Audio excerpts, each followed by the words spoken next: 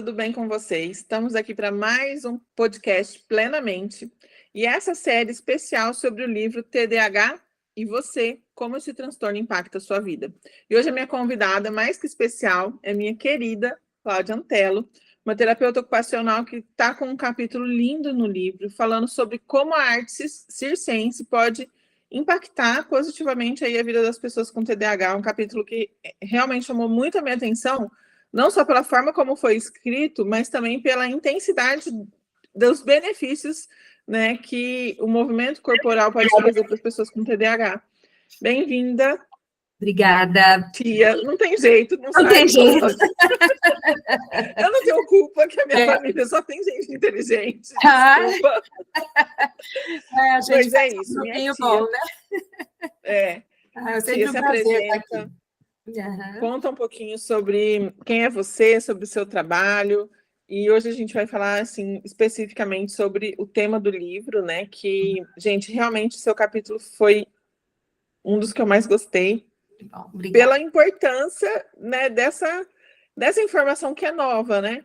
As pessoas relacionam muito pouco a parte cognitiva, a parte de atenção e concentração com a parte do corpo, do movimento corporal, né? E o seu trabalho, né, a pesquisa que você fez foi para o seu mestrado? Foi para o mestrado. Na verdade, assim, eu desenvolvi a tese do mestrado fazendo um estudo retroativo. Por quê? Porque quando a gente desenvolveu esse projeto da arte circense dentro da Pestalozzi, a gente buscou um trabalho de equipe multiprofissional, incluindo, né, os artistas circenses como mestres, né, das modalidades, mas observando o global. Então, eu era a terapeuta ocupacional envolvida nisso, tínhamos a Paula como psicóloga, aí tínhamos uma fisioterapeuta e uma fonoaudióloga. Tá? Certo, então, mas vamos começar do começo. Se apresenta. Sim. Se apresenta, conta um pouquinho como você chegou até aí nessa construção. Essa história, ela é bem importante na minha vida, né? Porque eu fui primeiro ser mãe, ser tia, cuidar dos meus amores, e depois eu fui estudar. Então, eu fui fazer terapia ocupacional por conta desse olhar dessa profissão, por conta dessa importância dessa profissão. Porque ela, na verdade, é a única profissão, né, que existe que engloba ao mesmo tempo a psique, a afetividade, as questões motoras, neuromotoras, cognição de um modo geral. Então, assim, ela abrange tudo que envolve a vida do paciente, né? A gente não vai por parte unicamente, eu trato só da parte neuromotora, ou só da cognição, afetividade. Nós atendemos isso ao mesmo tempo. Então, dentro da terapia ocupacional, eu sempre me identifiquei muito com as questões neurológicas e sindrômicas, né? Assim, a grande paixão do meu trabalho sempre foi isso. A questão da praticidade que se tem no olhar global, né? Eu falo praticidade porque a gente é um todo, não tem como fazer uma coisa cortada por partes, dentro da nossa profissão. Então, aí eu fui fazer uma pós-graduação em neurologia infantil e adulto, eu fiz o mestrado em desenvolvimento motor da criança, também, né, e tudo se integrou na minha vida para desenvolver um trabalho que eu queria que fosse diferenciado. Então, na minha prática, eu desenvolvi esse estudo do global, né, de todos os âmbitos da vida do meu paciente, e desenvolvi as técnicas que eu trabalho com taping hoje, né? Na parte da arte circense, foi uma paixão muito grande minha, quando a Gisele Thanos, que é a presidente da Pestalozzi, me chamou para participar desse projeto, porque eu vi nele uma coisa muito grandiosa. E ao desenvolvê-lo, é que eu fui percebendo a amplitude de recursos terapêuticos e educacionais que o circo, com suas modalidades, oferecia para os pacientes. Essa grandiosidade reuniu pacientes com síndrome de Down, paralisados cerebrais, isso foi, assim, uma grande surpresa, porque o paralisado cerebral, inclusive os cadeirantes participavam, os pacientes que tinham dificuldades, deficiências intelectuais e comportamentais, como é o TEA, o TDAH. Então, assim, quando eu fui percebendo o quanto se conseguia com isso, eu comecei a colocar no meu prontuário, né, de cada sessão, de cada dia de atendimento, de desenvolvimento desse projeto, eu fui anotando essas coisas no meu prontuário. Isso foi em 2007, eu guardei ali e ficou. Quando eu cheguei na hora de fazer o mestrado, eu descobri esse mestrado em Portugal, que englobava tudo que eu queria, eu falei, é lá que eu vou. E nesse caminho, eu tive muitos obstáculos, porque na Europa, principalmente ali nessa universidade em Portugal, na Universidade Trás-os-Montes e Alto Douro, eles ainda não tinham essa questão inclusiva da mesma forma que a gente olhava aqui no Brasil. O Brasil tem um avanço muito grande em relação à inclusão, né, das pessoas com deficiência, com transtornos, um olhar bem diferenciado do restante do mundo, né? Até nos Estados Unidos a gente não tem essa inclusão como é aqui, né? E um dos focos importantíssimos desse projeto era promover a inclusão inversa.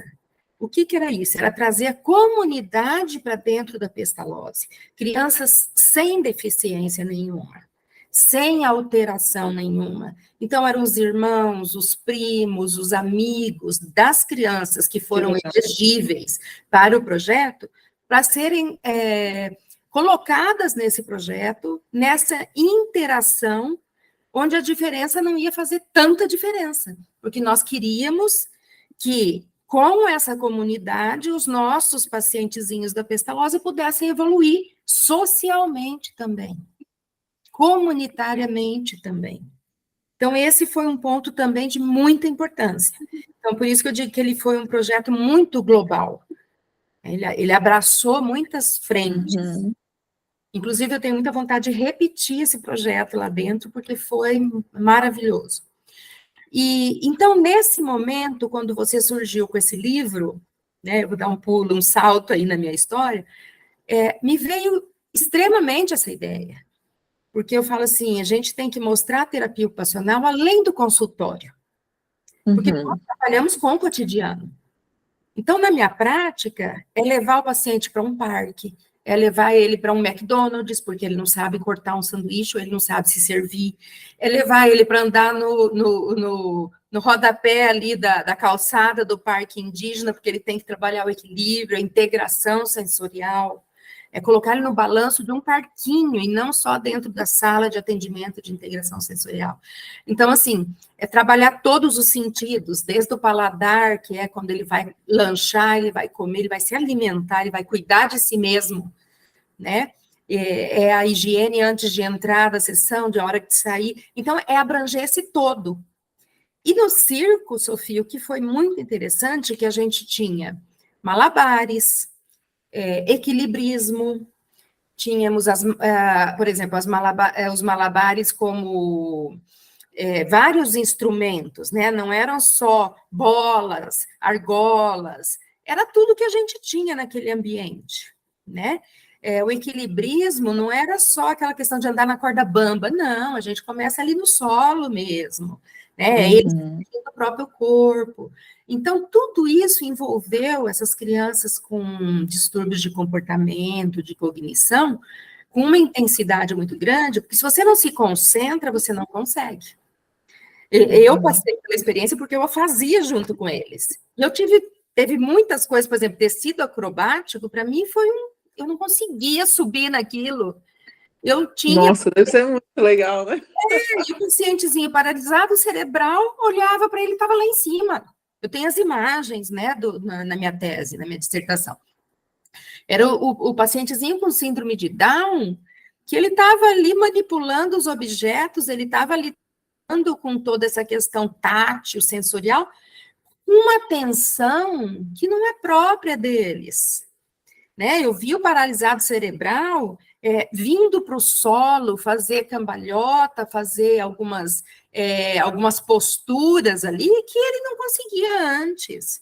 E que ali, vamos dizer, misturado nessa questão inclusiva, inclusive com crianças sem deficiência, eles tinham uma motivação, que é um item que eu trabalho em tudo que eu faço, que se o paciente não tiver motivação, ele não progride, né? Uhum. Tem que se sentir incluído e envolvido, sabendo por que ele está fazendo aquilo.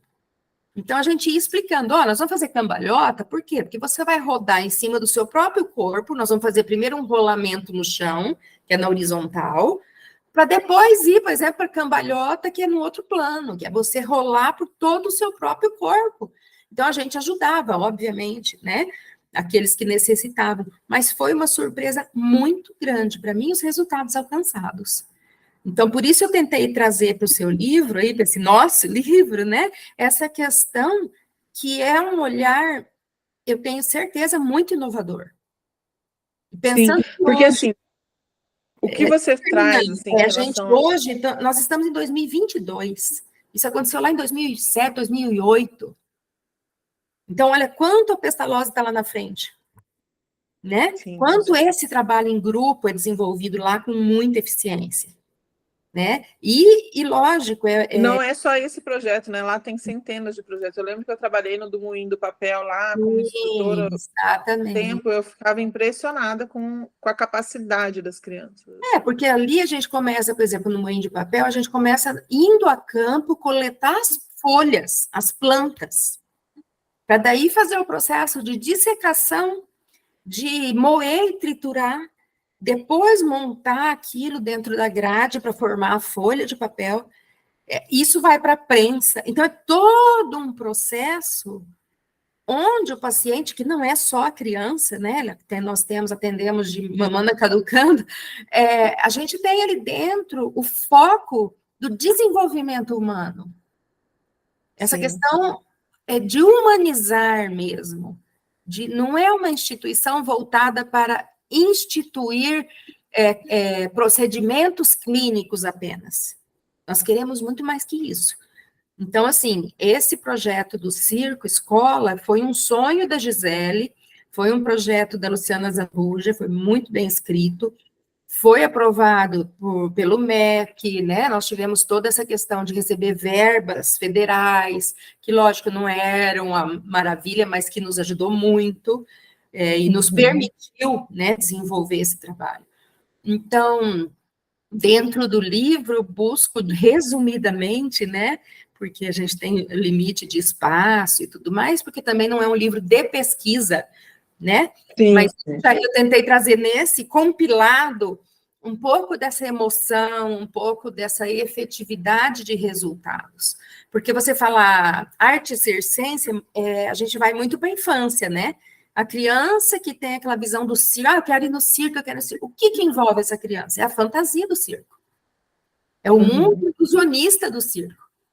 E você trazer isso para o mundo real da criança, ele se torna absurdamente maior, muito mais abrangente. Sim, e tudo isso que você fala em relação a crianças com paralisia cerebral, com deficiências múltiplas, com síndrome de Down, autismo, tudo, né, que a gente que tem lá. O TDAH é uma comorbidade muito presente em todos esses transtornos e síndromes, né? A dificuldade de se concentrar, de focar, de dedicar atenção para uma coisa, estar no momento presente, né? Conseguir focar corpo, mente, consciência, tudo no momento ali. E essas técnicas que você utilizou aí com o circo, essas abordagens, as modalidades, né? As modalidades todas, elas requerem tudo isso, né? Porque imagina você, mesmo que no solo, andar em cima de uma linha reta, para quem tem esse tipo de transtorno, é um desafio muito grande, porque tem a lateralidade, a consciência corporal, né? Tudo isso é desafiador, né? desafiador. O nosso sistema vestibular, enquanto pessoas normais, né, já é uma questão muito individual, porque isso vem lá do berço, né, o bebê que nasce e ele é embalado, ele é colocado em diversas posições, todos, né, aí ele começa a fazer esse rolamento no solo. Então, a gente acompanhou esse raciocínio do desenvolvimento motor do ser humano. Então, nós saímos do solo com o rolamento horizontal para o tecido acrobático que tinha 5 metros de altura. Entendeu? Então, assim, essa evolução, essa trajetória, ela foi muito importante, muito bem elaborada pelos próprios artistas do circo, porque eles que nos trouxeram essa realidade. Eles que nos trouxeram como trabalhar isso com aquelas crianças. Então, eles mostraram, olha, a técnica é essa. Com eles, nós podemos fazer de tal forma, de tal forma. E aí é que nós fomos despertando, enquanto profissionais da saúde, ampliar o nosso olhar para além do consultório. É onde nós começamos a ver que dentro de uma comunidade com uma atividade completamente inovadora e diferenciada, nós oferecemos para eles oportunidades de se sentir esse ser fantástico, né? Esse ser que consegue chegar lá em cima e olhar para minha cara que não consegui e dar risada. Tipo assim, você não dá, entendeu? Tipo assim, eu faço coisas que você não faz. Que perfeito, né? Não, por malabares, por exemplo, a gente começava com 2 bolinhas, daqui a pouco eles estavam lá com 4, 5, caía no chão, pegava e continuava. Sabe? Aquele malabares que a gente vê na rua, só que feito por uma pessoa que tem muitas limitações e que tentou vencer essas limitações e conseguiu. Então, é a motivação que você fala, né? É o que vai dar aí aquele impulso para não desistir, para continuar tentando, né? para não se sentir derrotado quando faz errado. Quer dizer, não existe o errado, na verdade, existe um limite para cada um, né? Uhum. Mas eles veem dessa forma. Puxa, tia, eu fiz errado. Não, você não fez errado, você fez como você consegue. Vamos fazer melhor? É questão de você manter o paciente participativo. Uma das coisas que nós percebemos foi a diminuição na falta à instituição, tá? Porque esse absenteísmo do paciente que frequenta uma instituição, ele está envolvido com a ida do ônibus, com a cadeira de rodas, com o clima, é o frio que impede, é a chuva que impede, é a seca, porque ele fica com uma pneumonia, ele desenvolve uma doença, uma rinite, uma sinusite, as ites da vida, que eles são mais vulneráveis. E foi tamanho o resultado, Sofia, que a gente viu eles pedindo para ir, com frio, com chuva, com o que fosse. E nós temos vamos dizer, um pátio muito grande, é um ginásio muito alto, então a gente tinha a possibilidade de colocar tudo que eles precisavam. E eram muitos, não eram poucos, não. Eram mais ou menos 15 pacientes, clientes de cada deficiência. Então, na hora de eleger quem poderia participar, nós pegamos paralisados cerebrais de leve a moderado, pegamos síndrome de Down nas faixas etárias diferentes, as crianças que tinham dificuldades cognitivas na matemática, na concentração na escrita, na escola dentro da Pestalozzi, que é a clínica escola, né, da Pestalozzi, Raio de Sol, ali nós tivemos resultados melhores. Então, assim, foi uma coisa surpreendente em todos os âmbitos, porque eu achava que eu, como TO, eu ia chegar lá e ia ajustar algumas coisas. E eu descobri uma vertente de estímulos e de respostas neuromotoras, cognitivas, extremamente ampliada. Então, assim, a riqueza não foi só para quem participou. Eu, enquanto terapeuta ocupacional, nesse momento desse projeto, foi onde eu abri o meu olhar para a amplitude do que se pode fazer enquanto terapeuta ocupacional. Porque a comunidade, em geral, às vezes não consegue definir o que é o papel da TO, o que é o papel da neuropsicologia, ou do neurofeedback dentro desse acompanhamento, que, de repente, a gente pode ampliar esse projeto, né? Dentro da fisioterapia, da psicologia, a gente viu esse resultado global. né? E eu tenho comigo o caderno original dos prontuários, do que a gente fazia de anotação. Então, quando eu fizer um segundo projeto, que eu penso que vai sair, a gente vai ter uma comparação, talvez até com os mesmos participantes, né? Que diferenciou eles dentro da instituição, dentro das famílias. Né? Nossa, com certeza, fazer essa comparação do desenvolvimento, dos que participaram com os que não participaram. Tipo assim. Porque naquela época, a gente viu um desenvolvimento com, vamos dizer, uma aceleração muito maior para eles, do que aquela coisa feita só dentro da clínica, né? Uhum. Trazendo esse lado social, trazendo esse lado educacional e, acima de tudo, terapêutico, né? Como uma coisa vantajosa, extremamente.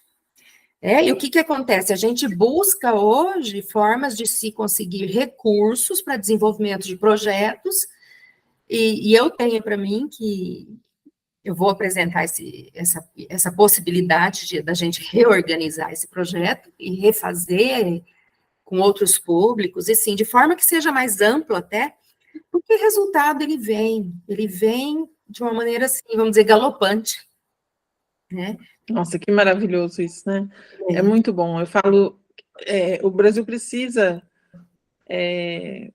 incentivar mais esse tipo de situação, né? Assim, de possibilitar isso para as pessoas, porque o resultado vem, né? Como você falou. E pessoas querendo fazer, querendo aplicar, querendo fazer, tem. Então tem que conseguir, de uma forma, organizar isso para que realmente aconteça, ainda mais uma associação tão séria como a Pestalozzi, né? Que é uma de renome, referência. É uma referência mundial, né, Sofia? Porque a história do Pestalozzi é uma história muito linda e é o princípio do raciocínio que é colocado dentro da instituição.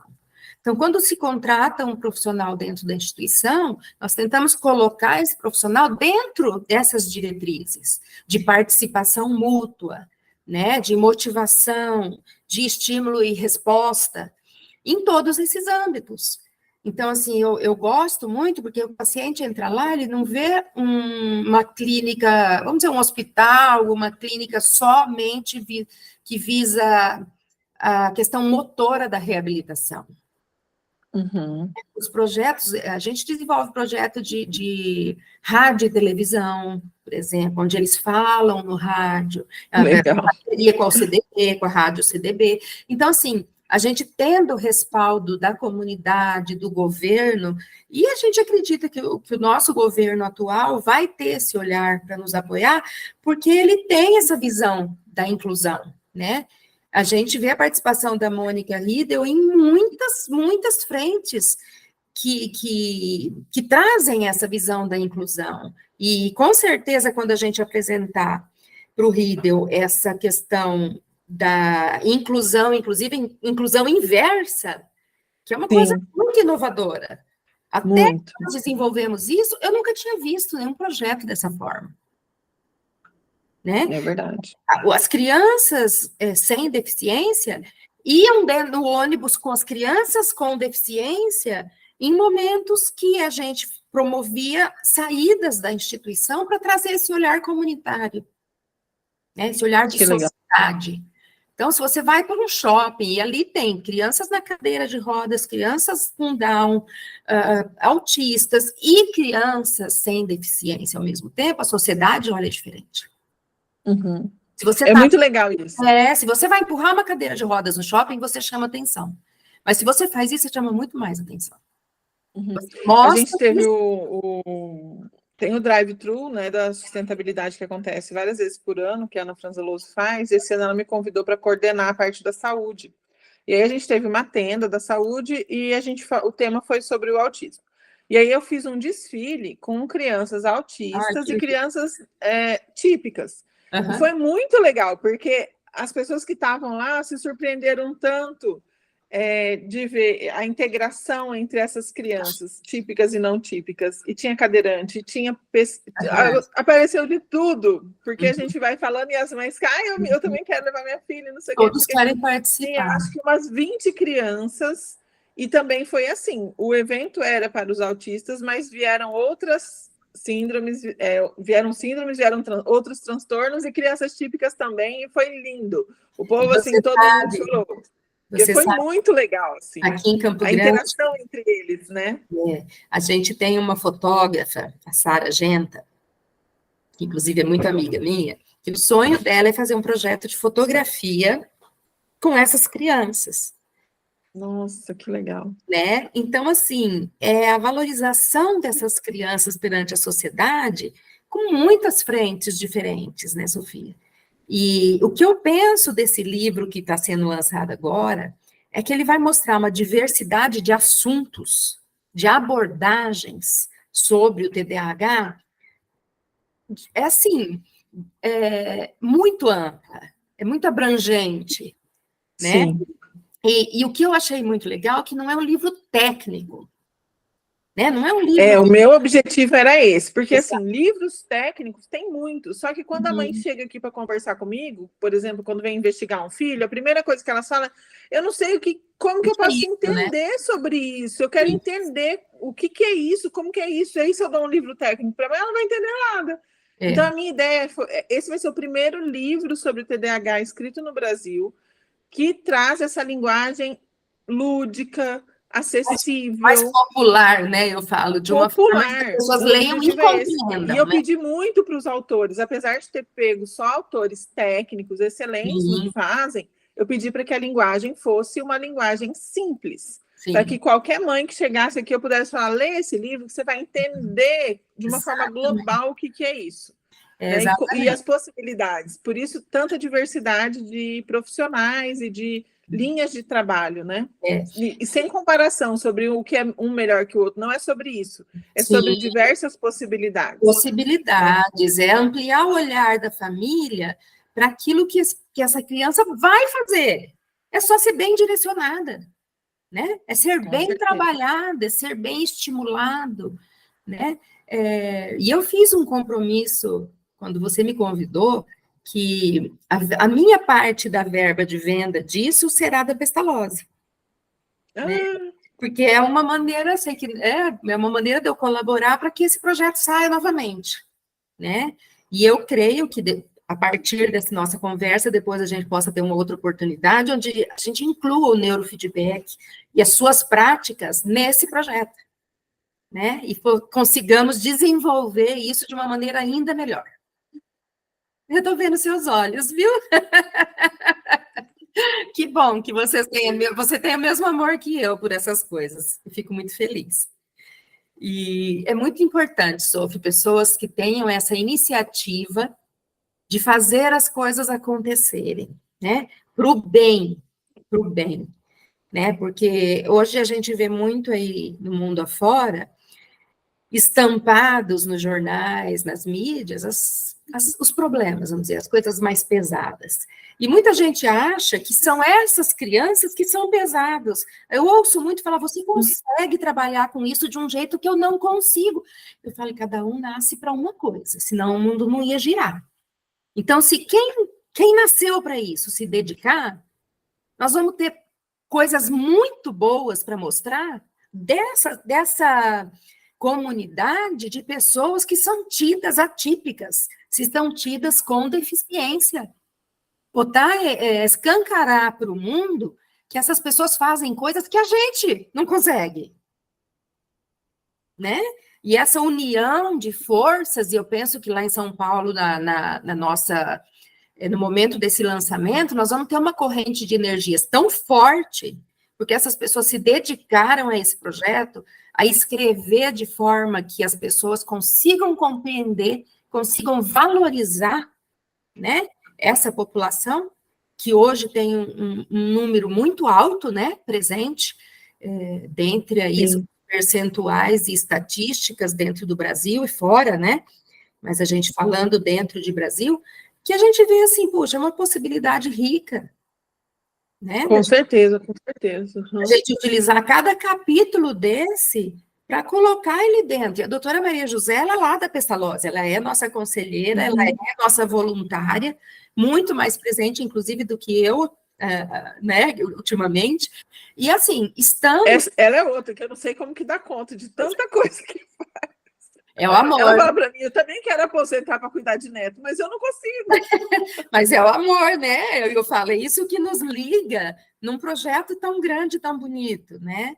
Eu penso que cada pessoa que pegar esse livro para ler vai se surpreender, porque são capítulos de assuntos muito diversos e de uma importância sublime, eu falo, porque você mostra ali o seu melhor, porque ele teve que ser compilado, né?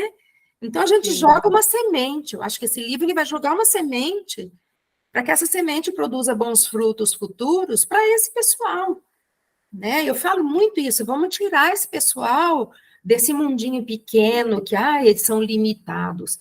Gente, nós também somos. Tem coisas que eu não consigo, tem coisas que você não consegue, e isso não são limitações, né? A gente vai atrás, e por isso eu coloquei esse título, Avanços da Terapia Ocupacional. A arte circense me fez evoluir muito nesse âmbito. Né? Ano que vem nós vamos ter aqui em Campo Grande o Congresso Brasileiro de Terapia Ocupacional. Vai ser a primeira vez aqui na nossa região. E a gente vai precisar muito dessa participação dos outros profissionais que ajudam a gente a enriquecer o nosso fazer. Ajudam a gente a enriquecer o nosso dia a dia enquanto profissional da saúde. Né? Eu penso que o profissional da saúde ele vai além das paredes.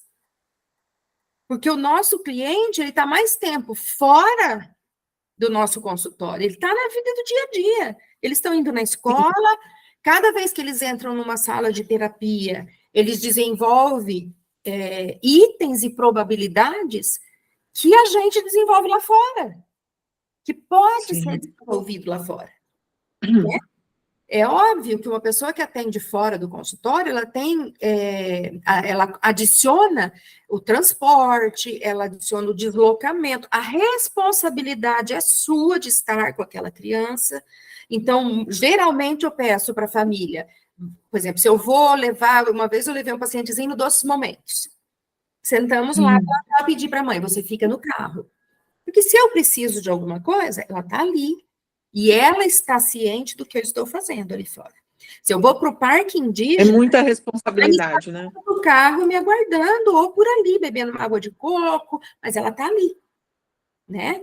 Então, assim, da mesma forma que quando a gente colocava todas esses participantes, vamos chamar assim, da criança, que a gente tinha uma faixa etária de 5 anos em diante, até os mais, teve PC com quase 40 anos nesse processo, dentro desse... Então, foi muito amplo, que a gente ia no ônibus com eles, e os pais iam acompanhando nos carros, a gente com os monitores dentro do ônibus da Pestalozzi. Então, assim, é tudo muito feito para dar certo e para ser... contando, óbvio, que uma vez ou outra pode acontecer uma intercorrência, uma criança que começa a gritar, por quê? Porque é uma reação afetiva dele ao medo, por exemplo, de pegar e se pendurar num tecido acrobático. A primeira vez, o autista estranha, ele grita, ele chora, daqui a pouco, na segunda, ele já está começando a perceber que aquele balanço do tecido é gostoso, que nós estávamos ali junto, né? Era o pessoal do Circo do Mato, e eu só posso ter muita gratidão por todos eles, porque foram nossos mestres nesse desenvolvimento de trabalho. Aquilo que a gente olha e fala, o circo, que legal, ele é engraçado. Gente, é de uma profundidade que só estando inserido nisso você percebe. Quando você olha para o circo com outro olhar, e não o da diversão, não do engraçado. Né? Nossa, é incrível, né? É incrível. Bom, nosso tempo acabou. Infelizmente, por mim, ficava aqui a manhã inteira conversando. Teremos outras oportunidades. Te agradecer muito, muito, muito. Agradeço. E pedir para você deixar suas redes sociais, seu contato, falar sobre o seu livro, né? Tenho ele aqui, estava lendo, cadê? Já comecei, estou quase terminando. É maravilhoso, não só para os terapeutas ocupacionais, mas todos os profissionais que podem utilizar o TAMP, eu acho que vale muito a pena. Até eu que não vou utilizar o TAMP, mas eu entendi muito, fez muito sentido para mim, porque o raciocínio clínico de estimulação, inibição e tudo é muito parecido com o que a gente utiliza no neurofeedback. E, nossa, eu realmente achei o livro incrível. Super indico. Deixa suas redes, o seu site, o seu telefone, para as pessoas poderem entrar em contato com você. Só vou fazer uma observação antes, que eu achei interessante.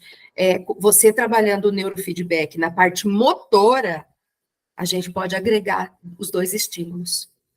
Né? Então, assim, não é porque você hoje foca mais na parte cognitiva, neurológica e de estimulação. Não, mas eu trabalho muito a parte motora também. Então, eu tenho pacientes com os autistas, por exemplo, a parte sensorial, a gente conseguindo regular as ondas sensório-motoras, nossa, é muito avanço, assim. Principalmente em relação à pegada, à higiene pessoal. As pressões, isso.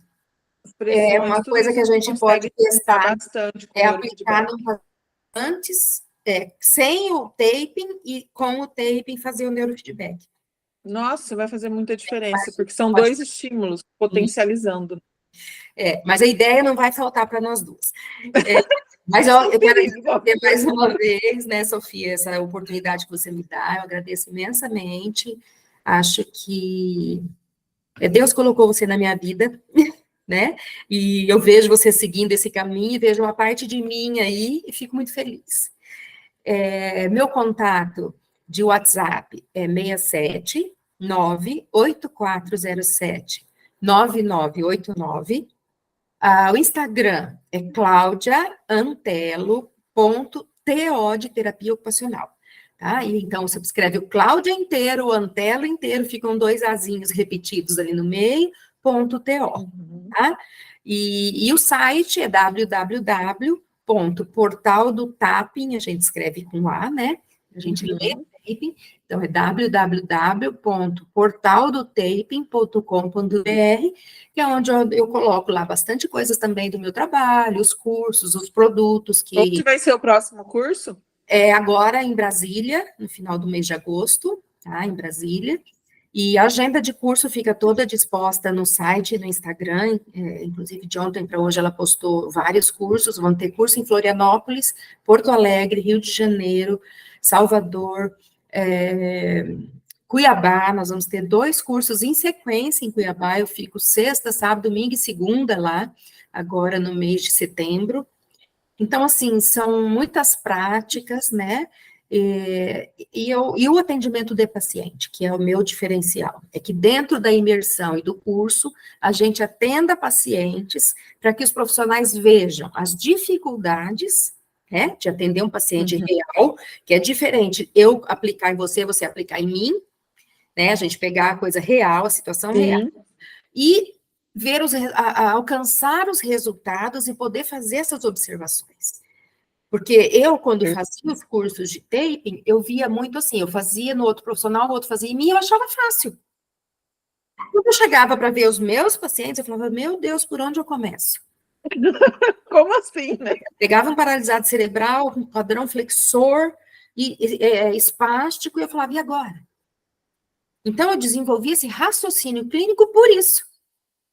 E é assim que as coisas evoluem, não é decorando regras. Né? Perfeito. Então é isso. Muito obrigada. Um grande abraço para você. Uma ótima semana, um final de semana abençoado. E para todos que estão assistindo. É isso, gente. Se você gostou desse vídeo, não esquece de deixar o seu like, acompanhar aqui o nosso canal e enviar para quem você acha que possa se interessar por esse assunto, porque é muito importante a gente compartilhar a informação para que ela chegue para muito mais pessoas. Um beijo para vocês, um beijo. Te amo, tia. Tchau. E logo o nosso livro daí, né, Sophie? Isso, dia 10 de agosto, lançamento na livraria da Vila, na Rua Fradique Coutinho, lá em São Paulo. Se você é de São Paulo e quer acompanhar com a gente, é só chegar lá e pegar o seu livro autografado. Exato. Um beijo para você. Beijo, tchau, tchau.